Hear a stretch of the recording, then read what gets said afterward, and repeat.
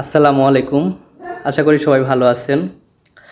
আজকে মুখে হাসি এর কারণ হচ্ছে বাংলাদেশের বিজয়। ছোটবেলা থেকেই ক্রিকেটের প্রতি আমার প্রবল আকর্ষণ।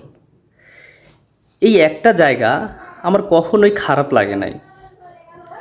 অনেকবার আশা ভঙ্গ হয়েছে, অনেকবার কষ্ট পাইছি, হারছি, কিন্তু তারপর আবার যখন ক্রিকেট খেলা শুরু হয়েছে আবার খেলা দেখছি। যাই হোক, এই ক্রিকেট থেকে আমি কখনোই দূরে সরে থাকতে পারি নাই। সব সময় এই ক্রিকেটের প্রতি একটা প্রবল আকর্ষণ অনুভব করি।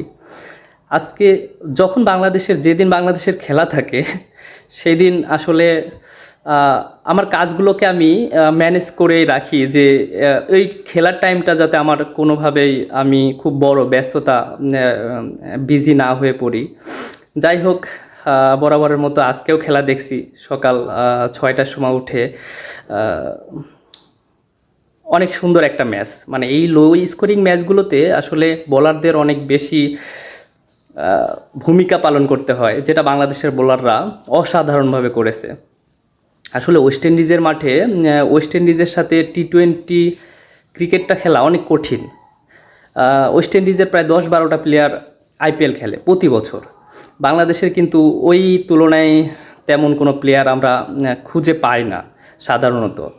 যাই হোক, বাংলাদেশের যে বোলিং ডিপার্টমেন্ট, আপনার তাসকিন আহমেদ, তারপরে তানজিন হাসান সাকিব, হাসান মাহমুদকে আমরা কিন্তু অনেক দিন ধরে টি-20তে খেলতে দেখি নাই।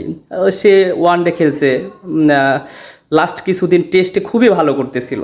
যাই হোক, সে কামব্যাক করছে, এটা আমাদের জন্য একটা ভালো প্লাস পয়েন্ট।